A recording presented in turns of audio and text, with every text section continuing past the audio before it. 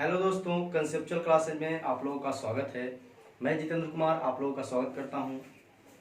आज के वीडियो में दोस्तों हम लोग खिलजी वंश के बारे में पढ़ेंगे। इसके पहले वीडियो में हम लोगों ने गुलाम वंश के बारे में पढ़ा, जिसमें हम लोगों ने देखा कि गुलाम वंश के जो अंतिम शासक रहते हैं शमसुद्दीन क्यूमर्स, उनकी हत्या जलालुद्दीन फिरोज खिलजी के द्वारा 1290 ईस्वी में कर दिया जाता है। और जलालुद्दीन फिरोज खिलजी के द्वारा उनकी हत्या करने के बाद वो एक नए वंश की स्थापना करते हैं, जिस वंश का नाम होता है दोस्तों खिलजी वंश। तो आज हम लोग खिलजी वंश के बारे में पढ़ेंगे और खिलजी वंश के तहत जो जो शासक हुए हैं, इस खिलजी वंश में सबसे जो महान शासक होते हैं दोस्तों वो होते हैं अलाउद्दीन खिलजी, जिससे बहुत सारी ऑब्जेक्टिव पूछे जाती है एग्जाम में। तो सारे ऑब्जेक्टिव को देखेंगे और चीजें को क्लियर करने का प्रयास करेंगे दोस्तों। तो चलिए आज हम लोग खिलजी वंश स्टार्ट करते हैं।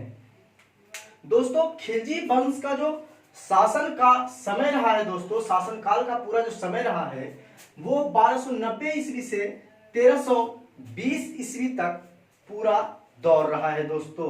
यानी कि कह सकते हैं कि लगभग 30 वर्षों का दौर खिलजी वंश का रहा है। तो आइए देखते हैं हम लोग खिलजी वंश के बारे में। दोस्तों शमसुद्दीन क्यूमर्स की हत्या के बाद जलालुद्दीन फिरोज खिलजी के द्वारा 1290 ईस्वी में खिलजी वंश की स्थापना की जाती है। जलालुद्दीन फिरोज खिलजी जो है दोस्तों अपना राज्याभिषेक किलोखरी के महल में करवाते हैं। ये किलोखरी का महल दोस्तों कैकुबाद के द्वारा बनाया गया था, जो गुलाम वंश के शासक रहते हैं। इसी महल में जलालुद्दीन फिरोज खिलजी अपना राज्याभिषेक करवाते हैं।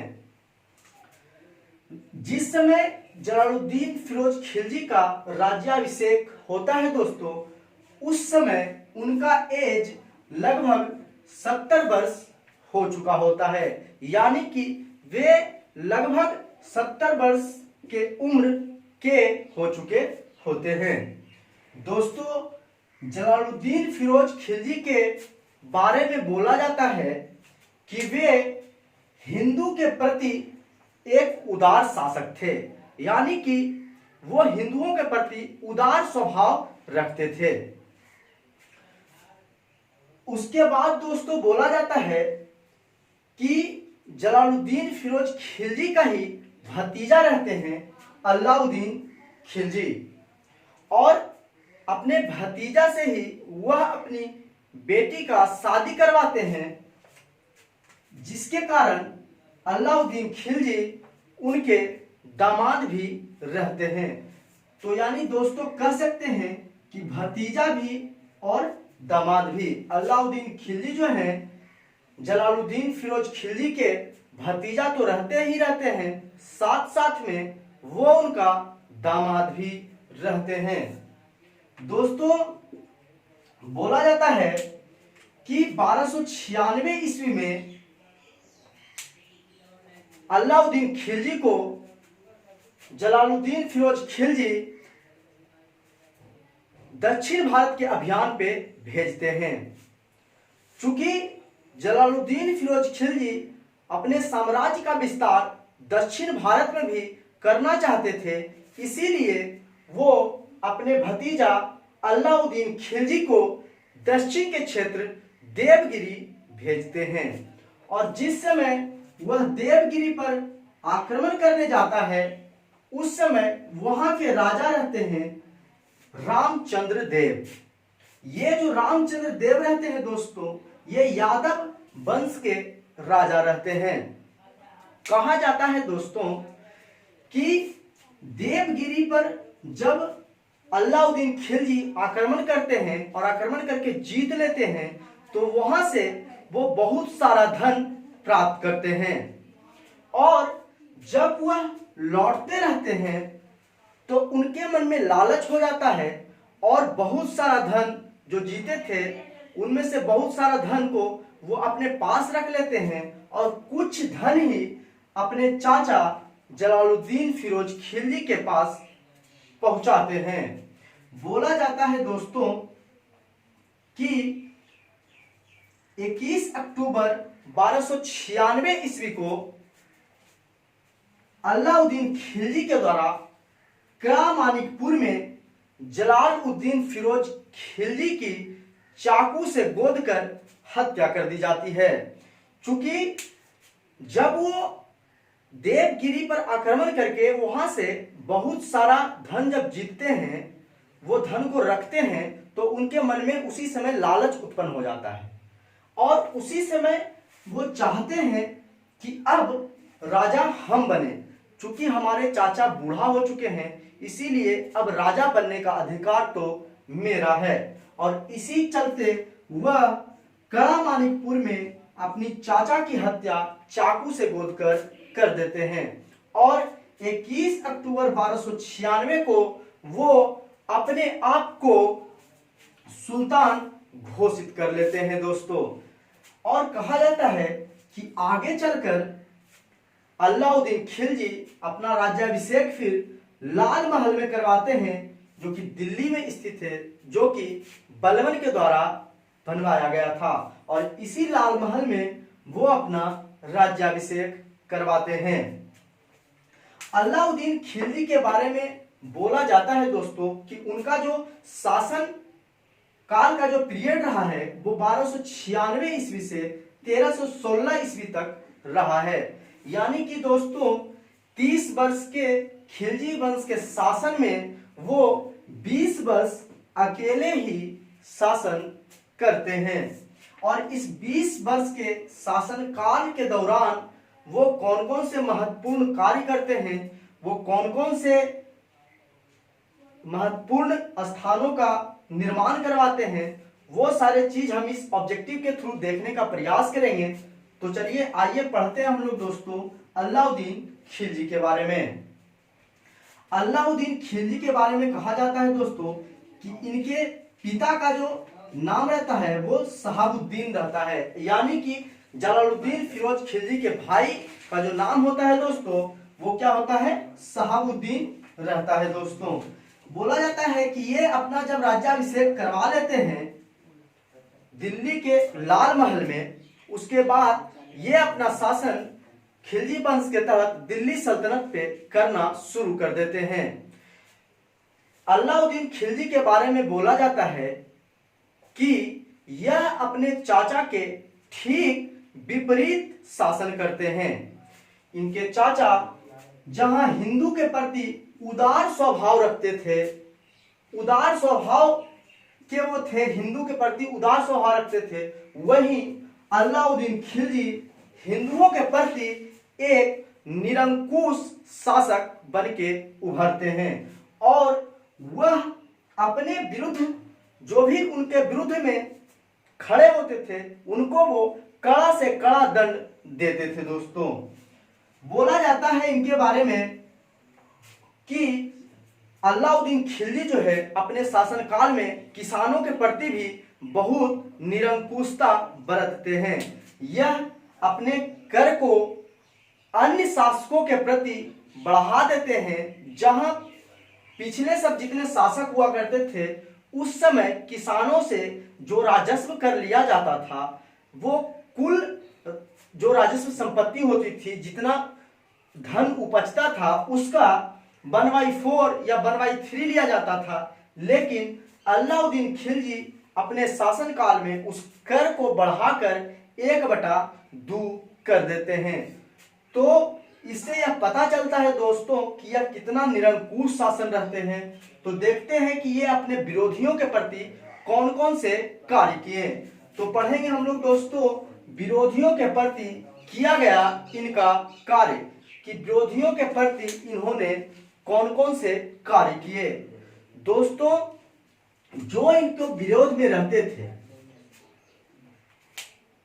उनको जिन्होंने ये दान में भूमि दी थी, उपहार के रूप में भूमि दी थी तथा पेंशन के रूप में भूमि दी थी, सभी भूमि को उनसे छीनकर वापस ले लेते हैं और अपने राजस्व में शामिल कर लेते हैं और उसे अपना राजस्व संपत्ति बना लेते हैं दोस्तों।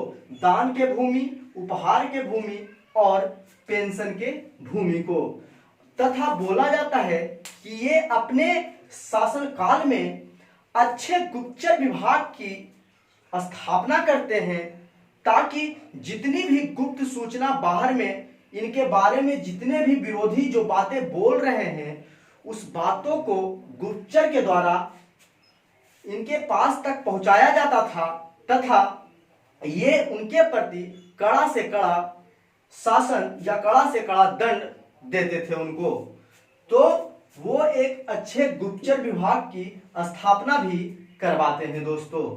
बोला जाता है दोस्तों कि इनके शासन काल में चूंकि छोटे छोटे जो राजा हुआ करते थे वो सामूहिक रूप से मिलकर प्लान बनाया करते थे, इनके प्रति विरोध करने का प्लान बनाते थे।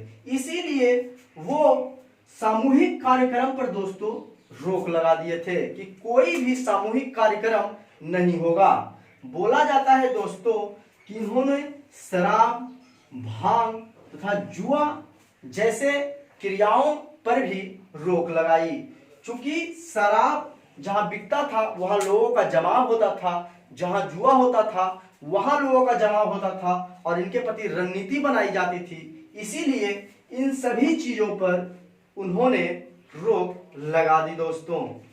बोला जाता है कि ये अपने शासन काल में बाजार की व्यवस्था को दुरुस्त किए। इनकी बाजार की व्यवस्था क्या थी इनके शासन काल में वो देखेंगे। इनके शासन काल में इन्होंने अपने शासन काल में सैनिक के लिए क्या सुधार किए वो देखेंगे और तथा राजस्व कर या फिर और कोई कर लगाए उसके बारे में हम लोग देखेंगे दोस्तों। बाजार व्यवस्था के बारे में बोला जाता है कि माप तौल में बेईमानी पर ये रोक लगाएं। जो भी जनता को दुकानदार माप तौल में कमी करके जो उनसे ठगते थे, मुनाफा कमाते थे, उन पे इन्होंने रोक लगाई। बोला जाता है दोस्तों कि इनके शासन काल में किसी प्रकार का भी मौसम हो, चाहे तो सूखा का मौसम हो या बाढ़ का मौसम हो, लेकिन बाजार की जो व्यवस्था थी यानी कि जिस दाम पे जो वस्तुएं मिला करती थी, जो चीजें मिला करती थी, बाढ़ के दिन या सूखा के दिन में भी उन्हीं दामों पर खाद्य सामग्री को देना पड़ता था दुकानदारों को। चूंकि ज्यादातर दुकानदार हिंदू होते थे तो उन्होंने हिंदुओं को दबाने के लिए, उनको कमजोर करने के लिए, ताकि वो इनके प्रति आवाज नहीं उठा सके, इनके विरुद्ध आवाज नहीं उठा सके, इसीलिए उन्होंने बाजार व्यवस्था में सभी मौसम में जो खाद्य सामग्री का कीमत था उन्हें समान रखने के लिए कहा। बोला जाता है दोस्तों कि ये अपने शासनकाल में अलाउद्दीन खिलजी सबसे ज्यादा अस्थाई सेना रखने वाले शासक हुए। अस्थाई सेना सबसे ज्यादा अगर कोई शासक पूरा दिल्ली सल्तनत में रखता था तो वो थे अलाउद्दीन खिलजी। तो अलाउद्दीन खिलजी से क्वेश्चन पूछा जाता है दोस्तों कि सबसे ज्यादा अस्थाई सेना रखने वाले शासक कौन हुए, तो वो थे अलाउद्दीन खिलजी। इनके बारे में बोला जाता है कि ये अपने शासन काल में अच्छे नस्ल के जो घोड़े होते थे उनको दागने की प्रथा चलाई। वो घोड़ा को दाग देते थे जो अच्छे नस्ल के होते थे तथा उन्हें राजस्व की संपत्ति में शामिल कर लिया जाता था। तो घोड़ा को दागने की प्रथा भी इन्होंने चलवाई दोस्तों। बोला जाता है कि यह अपने शासनकाल में, जैसा कि हम बताए पहले, कि राजस्व कर को इन्होंने 1/2 कर दिया। यानी कि अगर जितना राजस्व से आपको, जितना भूमि से जो संपत्ति प्राप्त हो रही है, जितना अनाज उपज रहा है, उसका 1/2 भाग आपको इन्हें देना पड़ेगा। तो अपने शासनकाल में राजस्व कर को इन्होंने 1/2 कर दिया। और राजस्व कर की जो वसूली करते थे दोस्तों, उस वसूली करने वाले को मुस्त खराज कहा गया। इनके शासनकाल में जो राजस्व कर को वसूलते थे उन्हें क्या कहा गया दोस्तों? मुस्त खराज कहा गया। बोला जाता है कि ये अपने शासनकाल में दोस्तों दो नए कर लगवाए, एक चराई कर तथा दूसरा गढ़ी कर। अब ये चराई कर क्या था दोस्तों और गढ़ी कर क्या था? दोस्तों बोला जाता है कि चराई कर जो है दुधारू पशुओं पर लगाया गया कर था, यानी कि जो पशु दूध देता था, अगर वो पशु इनके जो खेत होते थे अगर वो उनमें चरने जाते थे तो उन पशुओं पे उन्हें टैक्स देना पड़ता था। तथा गढ़ी कर जो था दोस्तों, जब बाढ़ के दिनों में लोग ऊंचे स्थान पर जो कि इनका स्थान हुआ करता था उन पर अगर रहने के लिए जाया करते थे तो उनके बदले बाद में उन्हें टैक्स चुकाना पड़ता था, उन्हें कर देना पड़ता था और उस कर को गढ़ी कर के नाम से जाना जाता था उनके शासनकाल में। इनके बारे में बोला जाता है दोस्तों कि ये अपना विस्तार उत्तर में जो है गुजरात, रणथंभौर तथा चित्तौड़ तथा और भी कई जगहों पे वो अपना उत्तर में विस्तार किए तथा दक्षिण भारत में भी वो कई जगहों पे विस्तार किए। बोला जाता है दोस्तों कि ये जो चित्तौड़ है इसको वो राणा सांगा से जीतकर अपना बेटा, जो उसका बेटा रहता है नवालिक बेटा खिज्र खां जो रहता है, उनके हाथ में सत्ता, इस चित्तौड़ का सत्ता सौंप देते हैं तथा इस चित्तौड़ का नाम भी बदलकर खिजाबाद कर देते हैं दोस्तों।